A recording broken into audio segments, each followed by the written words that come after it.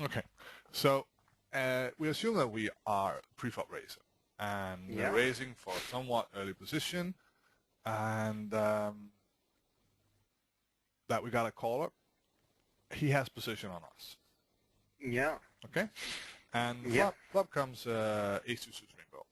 Now, how much will you be c-betting this board chaser, and why will you be c-betting this board chaser with that frequency against an unknown? How much would Yeah, how be? often will you It's be quite. c-betting this board chaser? Yeah, I think I won't get too much value from my uh, pair hands on that actually. So if I was out of position, I would check it back quite frequent with like medium pocket pairs and high pocket pairs. Mm-hmm. And but as a bluff, I would almost always bet it though. Mm-hmm. Okay. And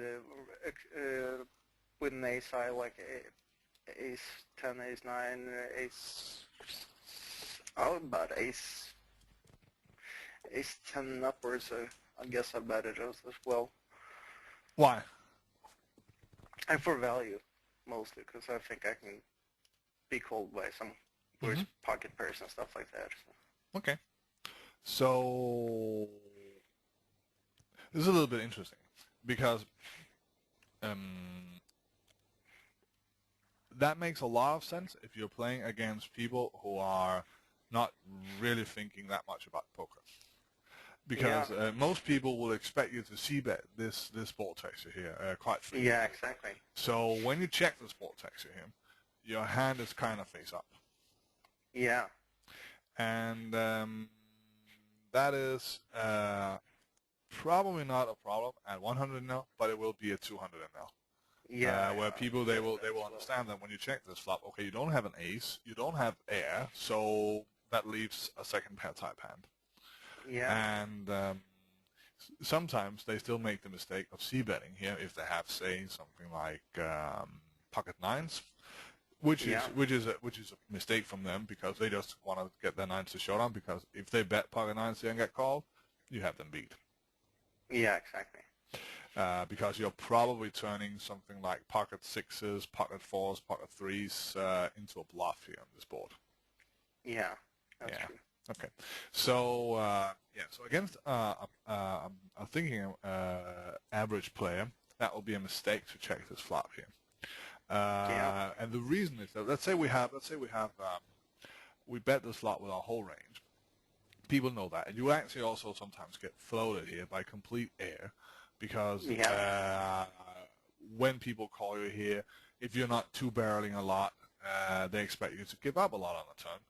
And that means that they can call with any second pair type hand, well, any two cards that they have, if you're not barreling the turn a lot here. Yeah. And so since your range will be something like ace, X, and air when you bet here, your bluff catching range on the turn will be pretty narrow. Yeah.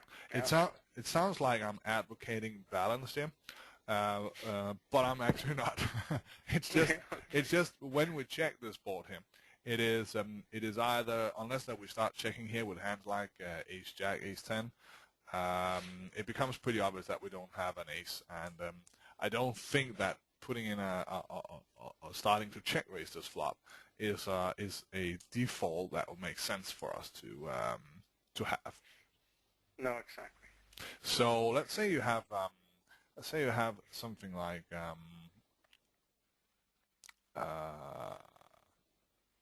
pocket jacks, okay? Yeah. Okay, and now the pocket jacks is a pretty good example here. If you, oh my god, on my phone here, this is one of my friends. He's just calling me ridiculous amount, and he's always calling me while I'm at work. So it's there's no sound. Now let's say you have a pocket jacks here, right? When you're betting with pocket jacks here, you would actually not be betting for value. You will be betting for value and protection. Mostly for protection. Now, because the interesting thing here is that if I know we're playing against an unknown, but if you check call here, that shouldn't surprise a good opponent.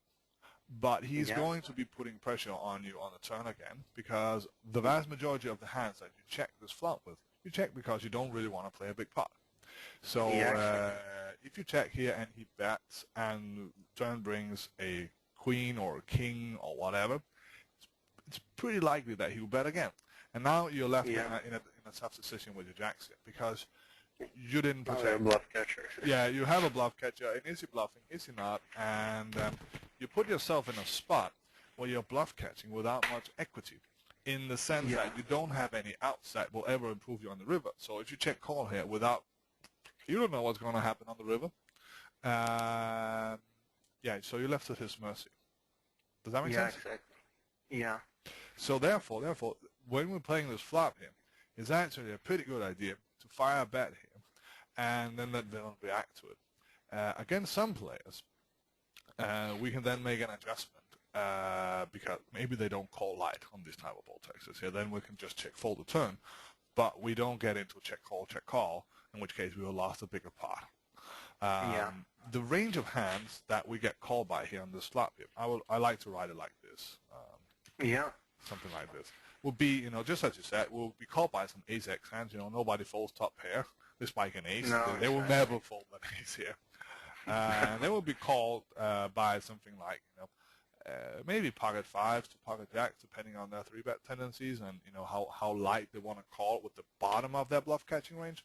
When they call here with pocket fives or pocket jacks, they're technically bluff catching, because if they knew that we have an ace, they would never call. So they're bluff catching. Yeah. And we might get called by some random here, like 5-4 suited. They have a gut shot. They might call with that. So that's one. Yeah. So it might be that. And random floats, king jack suited, king queen suited with backdoor flush draws may call us. Yeah. But this is a good representation of the range of hands that we'll be facing on the turn if we fire a bet here. Now, do you agree with me on that? Yeah. Okay. Absolutely. Okay, so when we bet this flop here, when we have kings or we have ace-10 or we have queens, etc., there's a very good chance that we will get called by a worse sometimes, because we're betting this flop a lot. So there's a good, it wouldn't be stupid for our opponents to bluff catch us here, just with some frequency at least. Okay. So, but now we know that any king, any queen, any big card here probably didn't help our opponent. It could help us because we're c-betting this ball takes it with our whole range. So it could help us. It could hit our perceived range on the turn. Now, I want to ask you here, what is the worst hand that you will bet for value on the turn? On the turn? And does the turn card matter? Not too much, actually. I guess I wouldn't bet like jacks or tens if a queen or king falls or something. No, that makes sense. Much queen or kings in the range, but you, I think you did something to your mic. You almost faded out. Oh, there it is. Yeah. So now you're back. Yeah, but I guess I would bet like tens plus. If you bet the turn here, right? Let's talk about that. Let's bet the turn here. Our villain now, he decided the reason that he called with this part of his range was because he bluff catch on the flop. He thought, you'll probably see bangers with your whole range. I call. If you check the turn, I can try to get my hand to showdown. Maybe I can bet the turn for protection. Random floats would definitely bet the turn. That's true. So, but he's bluff catching. Now when you bet the turn again, I would fold out. Yeah, he's probably folding these hands because he's thinking, okay, you probably have it. You probably have it. Okay. Now, let us talk a little bit about, with that new information, what is the worst hand that you'll bet here for value on the turn? Oh, with that information, it's probably, would be mostly aces, actually. Would you bet ace-10 for value? No, probably not. Like ace-queen, maybe ace-jack, ace-queen. Yeah, precisely, because it begins a little bit thin here, because if we bet ace-10 for value, we kind of have to know that he has all suited aces in his range on the turn. Yeah, exactly. And there are so many combinations of ace-jack offsuit, ace-queen offsuit, that the suited aces is just a small part of this range here. Yeah. And that's an important thing to remember, that unsuited, if you have something XX unsuited, there are a lot of them. There are a lot. Yeah, exactly. You get confused. Only doesn't call with like ace-6 offsuit. Yeah, he doesn't. So he will only have ace-6 suited, which means that there are not that many of them. Probably have like ace-jack offsuit plus and yeah, a lot of suited aces, but those are narrow part of his range. yeah, it's a small part of his range. So going here with a bet again on the turn would be a pretty thin value with ace-10. Ace-jack, it becomes, it becomes still thin because we're trying him to call here with, again, he doesn't have ace-10 offsuit in his range. So ace-jack is also a little bit thin. So ace-queen is a no-brainer bet for me. Ace-jack, if I know more about him. Yeah, like he's calling with a lot of suited aces, and and he's capable of calling twice here with pocket jacks or something like that, pocket tens. Then I will start betting more hands. But I need a read to justify that. So ABC ace queen would definitely be the hand that I will be betting here on the turn. Yeah. The rest of our hands that have showdown value, unless that they are small pocket pairs that we are happy to turn into a bluff here on the turn, something like jacks and tens, are probably hands that we can decide to check call with here on the turn. Yeah, that's true. Because he might have a random float. So if he's bluffing here, we can check call him once, and maybe as we learn more about him and we see that he was not bluffing, he's actually betting, there on the turn only with aces, or we see him check behind here with pocket eights, for example, and try to take the showdown route. We could probably start check folding when we have pocket jacks, kings, queens, and stuff like that, because we don't really want to bluff catch him then. When he checks behind with pop, it becomes super polarized, and unless he's floating this flop a lot with air, we can't really bluff catch because he's then mostly value betting the turn. Yeah. So a good thing here is to look out for how people they decide to play their marginal pocket pairs that they bluff catch with on the flop. Do they go for showdown, or do they bet for protection? Yeah, that's true. Okay. Yeah. Great. Now let's talk a little bit about bluffing. You already mentioned that you would bet this flop with your air. Yeah. Okay. Will you bet the turn? Yeah, with the bottom part of my range, well, I think it's a quite good idea because he, as we said, he has quite a bit of bluff catchers. But so you would sometimes double barrel this flop here. Yeah. Yeah, it makes sense. What type of hands would you double barrel with here? I would probably pick the absolute bottom of my range, with hands that had absolutely no showdown value at all. How do you feel about betting here on the turn, at least as a default, a good chunk of the times that you do pick up a flush draw? Yeah, but decent. So if you have suited connectors, suited Broadway hands, you bet the flop, turn brings a flush card to you, you can bet again. If he calls again and the river brings a flush, you can shove. Yeah, exactly. So that's at least a good starting point. This is something I would do against all unknowns. As I get a better understanding of how much he calls flops, I would either increase my my bluff tendencies on the turn here or not. Yeah. So because we don't know necessarily how many ace-x hands he has, because if he calls pre-flop with ace-jack offsuit, which is a hand that a lot of taggies players will not call with pre-flop because they will be worried about reversed implied odds, it becomes probably a bad idea to double barrel this ace-high flop a lot, because there's a lot of ace-jack offsuit hands. He can have ace-queen offsuit, ace-jack offsuit, maybe some suited aces too then, and then he has a lot of aces in his range suddenly. And then this part here grows in terms of possible hand combinations, and this part There is still a lot of pocket pairs, but it becomes a less prominent part, and therefore we cannot really double barrel the turn here that much. But I will still, bet. It will still bet if I had, picked up a flush draw. Yeah. Because then we have equity, and then the mistake that we make is small. Yeah, exactly. Smaller. Shouldn't say small, just smaller. So yeah, okay, good. Let's talk about this board texture here. King 7 to rainbow. What is it's a very similar board texture, right? Yeah. Okay. How often will you fire a c-bet on this flop here? Always. Okay. Yeah, that's a king. Especially if it's a king of spades. Let us talk a little bit about the worst hand that you bet for value on the turn.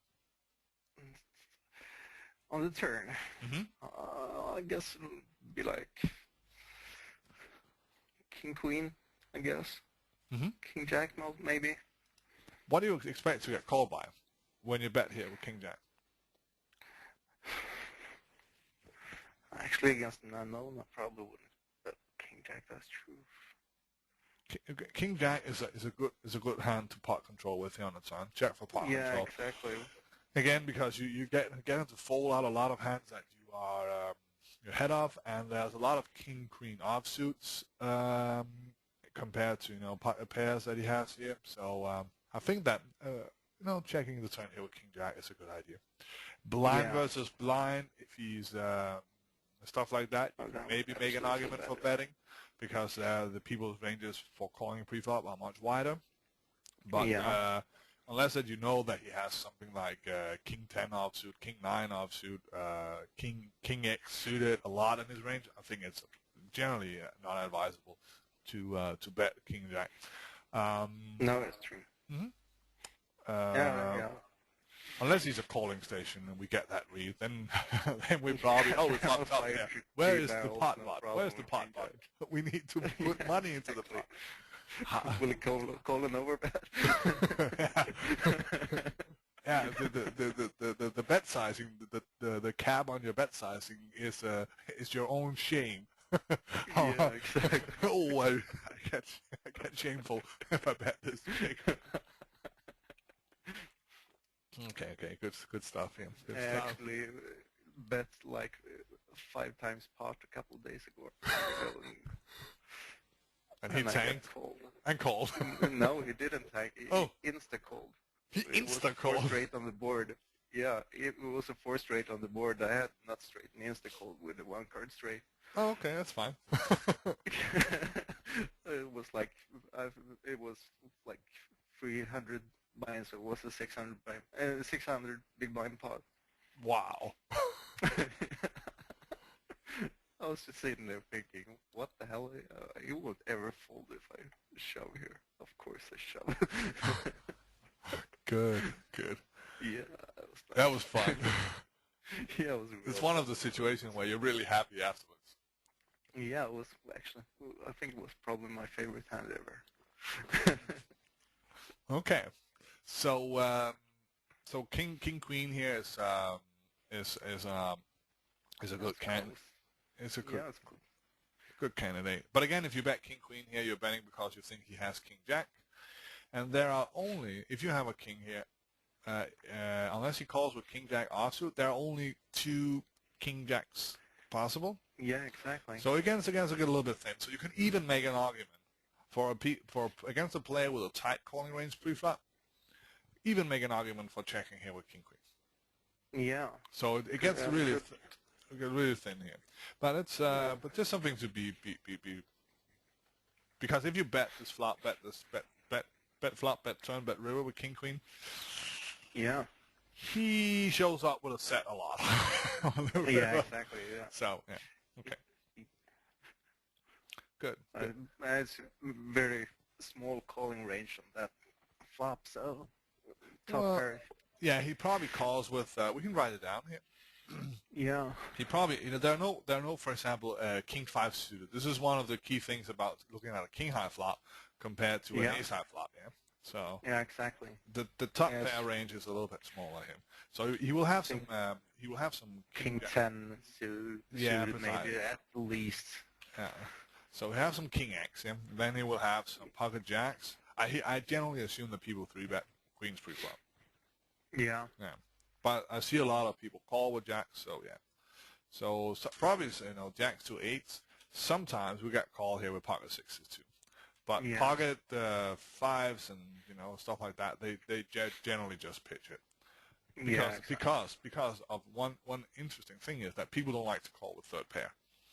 No, exactly. It feels dirty to call with third pair, but maybe sixes here sometimes. And he will definitely call with something like 7x, right? Yeah. And his 7x range is something like A7 suited and 7-6 suited, yeah, 7-8 suited. precisely, yeah. This is what we will maybe generate. 7-5, 9-7. Yeah, maybe. Maybe. Yeah, so it's not that wide of a range. This is a range that obviously I forgot 7-7. I'll write them out explicitly. They will call. They will call. Yeah, probably won't raise that board with no, they're probably gonna call here and see what we want to do on its own. Yeah, exactly. So what about is this a decent ball taster to double barrel? Yes, absolutely. Why? Because there are a lot of medium strength hands that can't take too much pressure out of that range, I think. Yeah. This is on these dry flops here, the range of hands that we get faced with on the turn. He could also have some random floats. The vast majority of when we see bet a dry flop like this, the range that we're facing on a turn is a strong weak range, an inelastic range. It's a range that consists of hands that will always fold the turn to a reasonable size bet, and hands that will always call. And a ball texture is good to double barrel if the weak range consists of a lot of hands. And both these two ball textures here have a lot of weak hands in the turn range. If we, for example, change this ball texture here, so it will be something like king, queen, deuce, would you then double barrel? Then I think he would continue with a lot of like queen, jack, jack 10, maybe. Then would be less of a good idea, I think. Yeah, because the second pair type hands that he calls with they're looking pretty. It's It's a queen X hands, right? And he's opening the straight draws. Yeah. And it will be king jack. It will be king queen. It will be they're pretty strong. So generally, until we know that he starts calling there with pocket sevens, for example, it's a bad ball texture against most players to double barrel. But if we see that he suddenly shows up with a hand that qualifies, as a good representation of a weak range, we can consider start double barreling those ball textures. But until we do that, it's not a part of my ABC game, because our perceived strength on a king, queen, deuce, rainbow flop, for example, when we fire a c-bet as an early position raiser, is pretty damn good. It's a mama and the papa. We can have aces, kings, queens, ace king, ace queen, king queen, and so king jack. So why is he? That's a lot of hand combinations. So if he calls with pocket eights there, he's probably making a mistake. Simply because we're not bluffing that often that he can actually call. No, exactly. So so until we see that he's insane and calls really light, I would just give him respect and say, okay, you probably got a queen or a king here. Take it. I'm not trying to battle you. I don't want it anymore. I don't want it anymore. Not so interested. Okay, let's talk a little bit about bet sizing. Yeah. How big would you bet on the flop? Here, like some standard c-bet size, 3/4. Mm-hmm. What is we talked a little bit about that. What you should be thinking about here when you see a flop here is what part of villain's range do you expect him to fold? What part of villain's range do you expect him to call with? This kind of board texture. Yeah. If you unless that you have a good unless you are double barreling against him quite a bit, Yeah. I would generally go with a smaller bet. Yeah. Because you're just betting here to trying to get him fold his air. Yeah. And you don't expect him to call to call here super light, so you don't need to bet big. Okay. The way if you assume that he's going to call here super light and you want to fold out some of the weaker hands in his range on the flop, you'll bet bigger. There is a connection between how big you bet and how willing people are to call. The bigger you bet, the less profitable it is for them to bluff catch, because they need to be correct more frequently. So the smaller you bet, the more tempted people will be to call. Not because they necessarily think about that from a mathematical or for a game theoretical point of view, but simply because they generally understand that a big bet is, it costs more, period. That's how far they think. But if you're c-betting this board texture here with your whole range, you're bluffing a lot. Yeah. And you generally want to give yourself a cheap price on your bluffs. Does that make sense? Yeah, that's true. And if a smaller bet has the same effect, there's no reason to bet big. Now, if you discover that people are calling you here light when you bet small, say they start calling you with a lot of second pair type hands, and you can either go two ways. You can either bet big on the flop and then hope that they are folding these hands and they start calling you light, or you can bet small and then just bet again on a turn, because now you're putting a lot of pressure on value bet on increase your value range on the turn there. Maybe you can increase your value range, but you can also increase your bluffing range. Yeah. Because they're not going to bluff catch twice against you. So if you can get them to call, actually, if you can get them to call with pocket eights on the king 7 rainbow flop here, if you can get them to call every time with the 7x hands, if you can get them to call with all these second pair types hands, and the same goes on the ace deuce rainbow flop, you create a situation where you can just punish them for bluff catching you on the flop by betting a turn, betting a flop, betting a turn with a lot of bluff them up, bigger pots. Yeah, simply just bet, because their range on the turn becomes weak, and you exploit that by just bluffing a lot. But you would still, with your ace queen, etc., you would still king queen, you would king jack here on the second board texture, you would still check, because there's no real value for you in betting. Yeah. Because they fold a lot.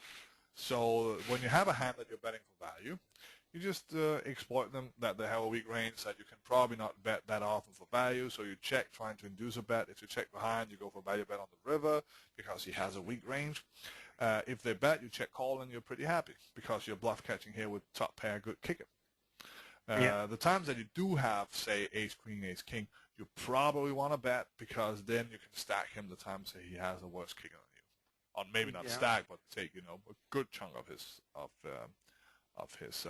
stack. Yeah. This leads us to turn bet size. How big do you want to bet on a turn? Oh. Let's say the pot is 8 BBs and you bet 5 BBs on the flop. It's just a little over half pot. That would be my standard. We have 18 BBs on the turn. Then I would actually, my value range would be bigger, so I would start to extract a bit. So probably bet like 14 or something like that. I think you can go, now think about his range here. He's either calling or folding. His range is inelastic. You can probably, if he has an ace, he's not folding to a bigger bet than 14 either. No. And you're trying to get value out of the top of his range, because the bottom of his range is going to fold now. So now it's time to roll out the sleeves and just punish. Yeah, that's true. So I would probably myself bet 17. Yeah. Yeah. Almost pot, just a little on the pot. And I'll bet, to be honest, I bet 16, 17. Depends a little bit, on what happens on the slider when I click. But and I'll mix it up a little bit. And I'll probably bet on bet smaller with my bluffs until I see that he understands that when I flex my bet sizing on the turn, it's because I'm full of it. Yeah, exactly. You can get away with betting 14 with your bluffs. He will still fold, pocket eights on Yeah, ace, deuce, exactly. deuce, rainbow. It's going to be very tough for him to call. It's getting expensive. You bet the flop, he calls, you might bluffing. You bet the turn, oops, Yeah. fold. A lot of players think bigger bets are more bullshit than small ones. Yeah, that could be true. Yeah, he could out-level himself. Yeah, exactly. Good. So did that make sense to you? Yeah, absolutely. Okay.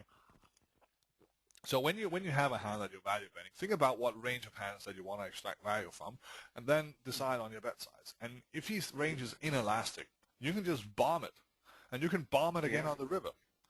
So if you bet, say, 17 here, that's 34, you end up Yeah. with 52 size pot. You can just bet 44, 45 on the river, and he's going to tank and then flip over ace 10, ace jack. Yeah, exactly. And Yeah, you want a true. big pot. The interesting thing here, let's say that you check the turn, right? Because you have ace 10.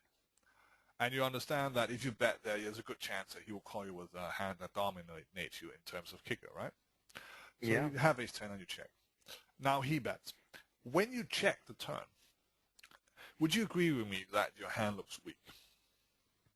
Yeah. It looks Absolutely. like you either have air or you have a weak hand that you might want to check call with. Yeah. Okay, so if he has ace queen here and he's trying to get you to call, would you agree with me that he's probably going to bet something like 12 to 14 here on the turn? An 18 pot. Yeah. Yeah. Yeah, absolutely. And the reason is that's because if you had a strong hand, you would probably have bet yourself. And so he wants you to call with, your weaker bluff catchers and, all your ace-x hands and, your kings and your queens and jacks and whatever you're check calling with here on the turn. And that means that when he gets to the river and he can value bet again, the pot is much smaller. Yeah. So when in the game of swapping mistakes, you're winning big pots from him when you have him dominated, and he wins small pots from you when he has you dominated. That is the reason why it's important to bet really big on the turn. Yeah. Make sense? Yeah, makes a lot of sense. Okay, good. Yeah. Okay, let's talk about this ball texture here. So now we actually have the king queen 5 two-tone flop. Mama and Papa. How much do you see betting this ball texture? If I'm pre-flop racer, it probably, and he is cold calling, he probably hits my range harder than it hits his. So yeah, I'm betting quite a lot as well. So if you have air, you will bet here. Yeah, probably. Yeah, your perceived strength of this ball texture here is insane. It's a king and a queen. It is Mama and Papa, maybe father and his mistress. Who knows? Who knows? It depends on what suited you. So, and you don't expect to get called light here, right? You expect the villain to reach a point of honesty with a lot of his range directly on the flop. Yeah. This makes it a good spot to see bet as a bluff. Yeah. Okay. Absolutely. So if we have complete air here, just stab at the pot and see what he does. Yeah. Okay. Now, what range of hands do you expect to be facing on the turn if you bet? If I get called here, some gut shots, open enders, flush draws. Old man is slow here. So some 10-9 is suited, and maybe ace 10, ace jack.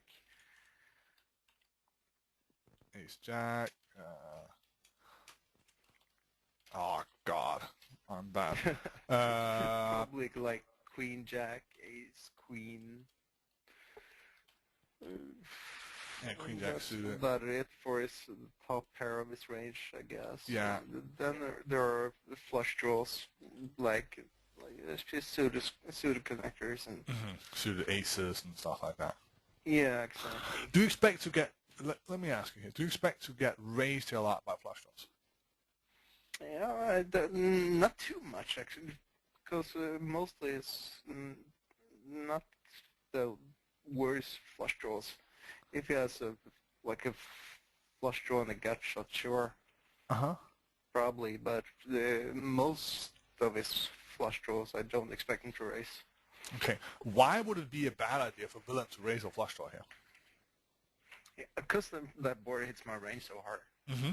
And you're probably not barreling the turn with your air. No, exactly. So the only thing Yeah. that he achieves is to fold your air, which is going to be check folding the turn anyway. So Yeah, exactly. don't raise flush draws on this board text. No. Okay. Okay. This is interesting. So the turn is a break. It's a deuce. It's an offsuit deuce. How would you play ace queen?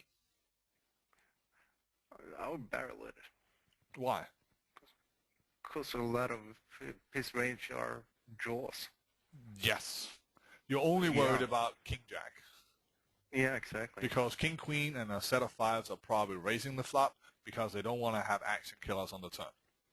No, And exactly. there's less value in them for slow playing here because you're not barreling the turn with air. So raise. Yeah. Does that make sense? Yeah, exactly. Yeah, Good. absolutely. Good. So so you barrel ace queen here. This is very good. You are let me say you in the 1% of my students who come up with the right answer here. Okay. Honestly, most people they say I have a check. No, don't check. And the reason is that let's look at this. When we bet the flop here with ace queen, it is for value protection. We get a little bit of value out of worse made hands like queen jack and sometimes callers here. We get a little bit of value out of draws like did I put it in here? Ace 10, ace jack that decide to call here because they have so little equity on the flop against our hand that they're making a mistake when they call. We're mostly betting for protection. Yeah, so we're mostly betting for Not protection. too much for value. Precisely. Yeah. So, and all the hands that we're betting for protection against, they are still there on the turn. Yeah, absolutely. Good. And we still need to protect from. Yeah, precisely. Let's talk a little bit about bet sizing here before we continue. How big would you bet the flop? Oh, that I would make quite big. Mm-hmm. If we have like 5, I would bet at least 4 on it. Yeah. So if the pot is 8 BBs, 6 or 7. Like 7. Yeah, I totally agree with you. We need to bet bigger here because any hand that we're protecting against here is not going to worry too much about bet sizing because, you know, No, exactly. got a lot of equity, so calling here is not a mistake. Anyway, so how big on the turn? So let's say there's 8 and we bet 7, that adds 14, so the pot is 22 on the turn. How big do you want to bet? Like you say 14 or what? Yeah, we bet 7 into 8 on the flop. That adds 14, so the pot is 22. 22. I'll probably bet like 17. Okay. Quite big still. Okay, why? Because we still need to.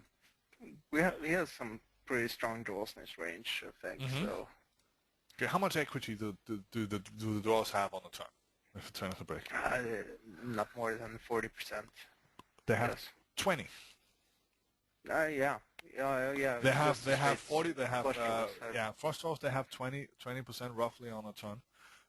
18 actually, something around that. So they don't have as much equity as people think. They have a lot of equity on the flop, but on the turn, when the turn's a break, their equity goes down by half. So they have 20% equity. So if he has like a gut shot and then flush draw, he probably has like 30%, something like that, right? Yeah. Yeah. So it depends on how many outs he has. There's the rule of, what is it, 4 and 2. So the number of outs he has on the, I think it's that. It's called 4 and 2, yeah. You can multiply the number of outs that he has. But, you know, if you look at these draws here on average, a lot of them are just regular flush draws. There are some very strong draws like Jack 10 suited with the flush draw or 10-9 suited with the gut shot that have a little bit more equity. but there are not that many Yeah. hand combinations of them, which means that on average it's around 22% maybe, if you look at the whole Yeah. range. So my c-bet size would probably depend a lot on my river action. I guess. Yeah, well, what you want to do here is that you want him to call with the draws. Am I right? Yeah. You don't want him to That's fold. And if you bet too big, it's going to be very expensive for him to call. Yeah. And if he calls, it's going to be very seldom that he will get paid off enough on the river. Now here I'm assuming that he's not the type of guy who will chase a weak flush draw here on the turn. Yeah. So this is an assumption that I make, because there are guys out there that cannot fold a flush draw on the turn. Yeah. They don't fold it. They have a flush draw. Sorry, can't fold. But some people, they're actually capable of folding here. So his range here on the turn is an elastic range, because the bet sizing that you make here on the turn will affect the range of hands you get called by. If you make a reasonable size bet, all the floats that you have here will be folding. All the gut shots without the flush draw will be folding. And the weak flush draws, if you bet big on the turn, will be folding too. So you have a hand where you're betting for protection, and in the name of allowing your your opponents to be making a mistake, you want to keep the bet sizing a little bit on the smaller side, because if you bet big, the frequency with which he shows up with King Jack goes up. Yeah, that's true. Does that make sense to you? Yeah, a lot of sense. Good. So if there's a 22 here, and he has roughly 22% equity, a half-pot bet is still allowing him to make a mistake. A little over half-pot bet will be my default. So if there's 22 here in the pot, I'll probably bet something 12 to 14, depending on a little bit on the player. Yeah. So, and saying, please call with the flush draw, because I'm never ever putting money into the pot on the river if the flush draw gets there. Yeah, that's true. And he actually needs to win, a good chunk of money from us on the river to call. Yeah. Does that make sense? Yeah, a lot of sense. Okay, and I will play pocket eights the same way. Yeah. Because when I bet the flop, sure he could have, he could have ace queen. He could have ace queen, sure. But there's always a queen on the board, so there are fewer combinations of ace queen. He does not have king queen, so if he does not have that many king jack offsuit in his range, that means that the vast majority of his range on the turn here is a draw. We have power eight, so why not bet for protection? And if we bet smaller here, the time that we bet smaller, or when we understand that we should bet smaller here on the turn, we can bet more hands, simply because we can have a wider range, because there's nothing wrong with it. We don't burn ourselves too much. If we bet bigger here and his range gets skewed towards the top of his range, we cannot bet as many hands. So when we bet small here, you can actually bet pocket eights. We have a smaller pot, so we can easier bluff catch as well if the draws mess. Now this is very interesting, because let's talk about bluff catching here on that specific board section. Let's say, just for an argument, that we check the turn. Now, if he has king jack, he's going to bet the turn. Yeah, absolutely. Because we checked him, he has a hand, there's a flush draw out there, he'll bet for protection, maybe a little bit for value, we will call with ace queen, etc. Yeah. He will also bet with his draws. Yeah. Because he has no showdown value, so he'll probably also bet them. Also because he expects us to be check folding a lot here. So he bet the draws because he does not want ace high to win over his eight high flush draw. No, exactly. So if we decide to check call here with ace queen, on the river, if the rivers are blank, he can then bet his king jacks and his flush draws, and we will go, I don't know, call, fold, I don't know, has he king jack? Call. Well, he's probably, if we check call the turn and he bets again on the river, he could very well be value betting king jack. Yeah. And it's going to be tough for us to call there. On the other hand, if we bet the turn, right? Yeah. And we check the river, very often he's going to check behind with king jack, because what can he value bet against on the river? Yeah. And he's very often going to bet with his missed draws. Precisely. So we, by taking the line where we bet the turn, we lose less money to king jack and win money from the draws, and we can check call and Yeah. be happy. Yeah, exactly. And it feels so good when you hover over the snap call button when when you have pocket eights. Yeah, and they have 7 high. Yes, and they will start rating you in chat for being a fish. Yeah, exactly. But yeah, That's the best thing ever. yeah, I love being graded. yeah. You just write, "I see your cards." Wahaha. Yeah, too bad my mod doesn't show in the chats. Okay, good thing here. So let's talk a little bit about you have pocket eights on the flop. You bet the flop. Turn brings the flush draw. Do you want to turn pocket eights into a bluff? Nah. Flush is a big part of his range, I guess. Yeah, precisely. This is actually the difference between this board texture here and this board texture. Yeah. Because here on this board texture, when you bet and you get called, he has a lot of weak draws, straight draws, gut shots. He has second pair type hands, you know, Jack 10, 10-9, Ace 10, pocket jacks. Yeah, that's true. And that means that a lot of his range is not going to be happy when the flush card gets there. No, that's true. Here, he has top pair type hands and flush draws a lot, which means that you're trying to get him to fold top pair or flush draw that just got there. Yeah. And that generally is a bad idea because King Jack here will then act like a bluff catcher. And so here on this board texture, where his range is much wider, where his range is super elastic on the turn, you can use the flush cards there as a scare card. And this is also a board texture where you can probably double barrel the turn a good chunk of the time. If the turn is a complete brick like a deuce, because a lot of his hands here are weak draws and second pair type hands.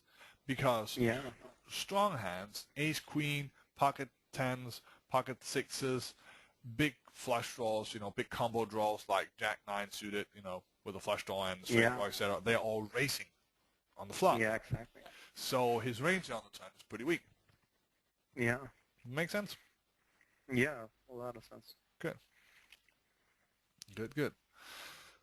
So last ball texture here. How are you going to play pocket tens? Pocket tens. Mm-hmm. First of all, I'd see bet it. Why? Because there are some flush draws and stuff, and top pair hands maybe I get some value for from. Not too many straight draws though. Maybe like 6, 7. And most of the straight draws are gut shots actually.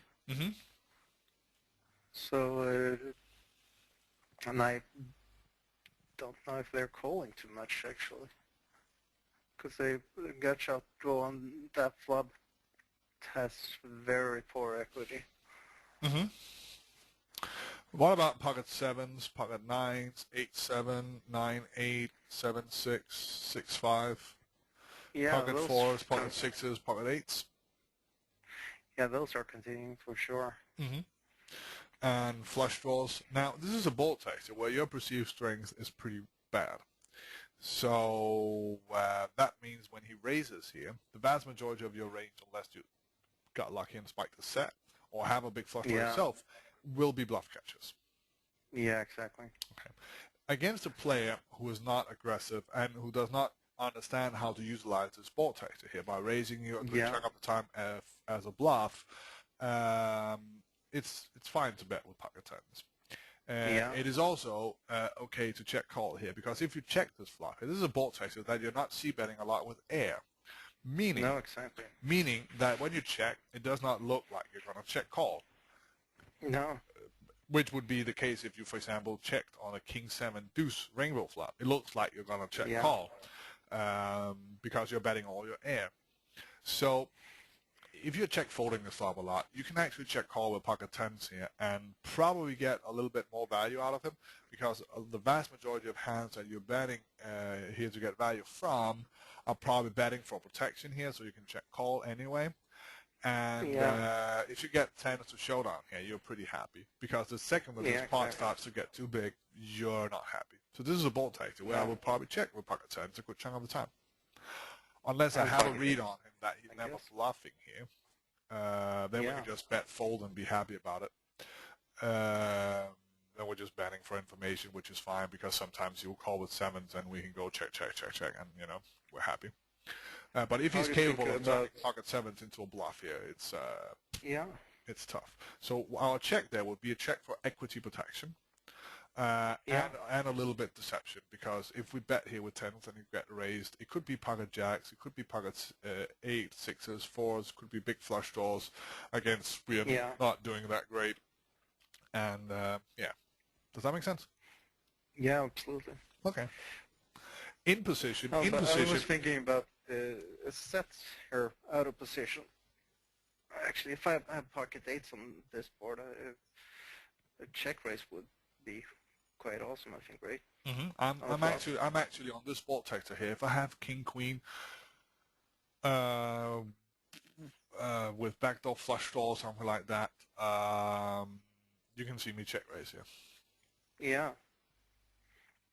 Because often our king and queen are going to be good, and we have backdoor flush draws going to be fine. And he is, when we are checking here, he's betting with his whole range, which means that a lot of his hands are not too happy to bluff catch here. So I'll be check calling, check raising, check folding this board. Yeah. Not too much betting at all. Well, if I have aces and kings and I know he's going to be bluffing me a lot, I'll bet and get it in just to have something. Yeah. But it is a board texture where it's annoying because it does not hit our perceived range as a pre-flop raiser, and if we're out of position, it becomes a little bit tricky trappy here to play. If we're in position, I'll probably bet it because I don't mind having a wide bluff catching range here against a guy who's check raising a lot. So there we can control the pot size a little bit better. We can bet the flop, get check raised, decide to bluff catch or not. So bet decide. Yeah.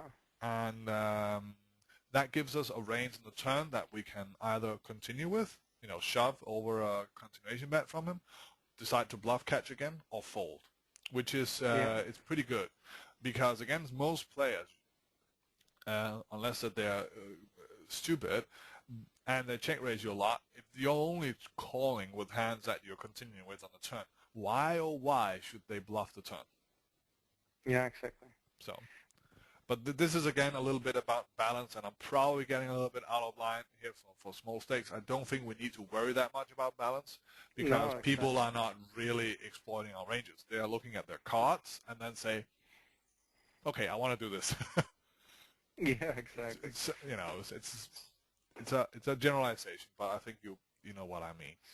So bet shoving with like high pairs and strong draws would be quite decent on that board, right? I would be more happy to bet shove strong draws here than I would be to bet shove over pairs. Yeah. And the reason is that when we bet shove here with over pairs, we are praying to God that he has a flush draw. Yeah. When we have a flush draw, we can have his flush draw killed by, we have a big one, and we still have good equity against his sets. Yeah, that's true. So I'd rather check call and try to bluff catch, keep the pot small with my big hands. Maybe not aces and kings because I can see him raise here with. That was mostly those I thought about. Yeah, because he's probably going berserk here with jacks and tens too. So so that's, I guess, is fine. But yeah, but you know what I mean. Yeah, absolutely. Okay. Great. Again, some players, when they raise us on this flop here, it is a fold, though. Yeah. With aces. Yeah. And it hurts. Yeah, exactly. But, yeah. I saw some video on, I don't know, I think it was Card Runners, with an example of a 10-9, 8 double-suited board. And he asked what your equity was against the typical range, and stowed it if you had aces and would lost like 20% or something. Yeah, it's going. It's really, really, really, really bad. It's like, uh-oh. That's why the draws are. That's I why was the draws are good. amazed. Yeah, that's why And the draw. if a blank hit on the turn, it actually went down. It was like, what? Yeah, it's yeah, because some of the equity from the aces comes from the backdoor draws. Yeah, exactly. So, yeah, great. Okay, so this was a little bit about vortexes and Yeah. how to play them, what to be thinking about, a little bit about elasticity, and what we can use it for, a little bit about these nasty vortexes and how we can play them. I hope you enjoyed it. I did. I think it Yeah, was I fun. really did actually. Oh, it was really interesting. Okay. I think uh-huh. I think board texture when you're starting out playing it's you just see like the basic structure, but the more you look at it, the more intricate it gets. So Mm-hmm. very interesting. Yeah, it's one of the things where you can actually pick up a good edge on your opponents, Yeah. because especially if they're playing multiple tables and they haven't done their homework, meaning that they haven't really sat down and worked hard on figuring out what kind of ranges they get called by on what vortexes, they are generally playing their cards. And they're generally playing by feel, and you can really, really exploit that. Because if you we've talked about this, and you saw that it's not straightforward, but it's not rocket science. And if you for example do the exercise on page 45, I think it is in this current version, where you deal yourself some flops and look at the range of hands you get called by, write down the hand of combinations, and figure out whether or not you want to double barrel or bet for protection or whatever you want to do. If you do that, repeat that over time. I do it myself a lot, actually. You get a very good feeling for where villain is. And when you got a very good feeling for where villain is, then you can start using hot stats and game dynamics a lot better to make adjustments to that range, which makes the decisions that you make on the turn and river much more qualified. Yeah, that's true. Okay, good. Great. So, yeah. The next session, I suggest that we talk about playing as a pre-flop caller, both because I have a feeling that you have a pretty good grasp of how to adjust your 3-bet ranges against different opponent types. Yeah, I think so. Yeah.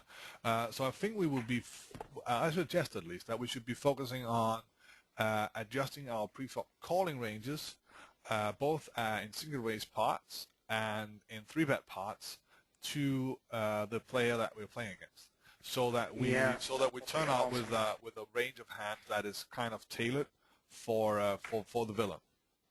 Yeah. Because I think you can see that the range of hands that we show up with on flops actually is or should be villain dependent, and his pre-flop tendencies and post-flop tendencies. Yeah. Okay. Absolutely. Good. Okay. So I would suggest that we just do that. So yeah, if you don't have any more questions, I will call this a session and stop recording. Yeah, perfect.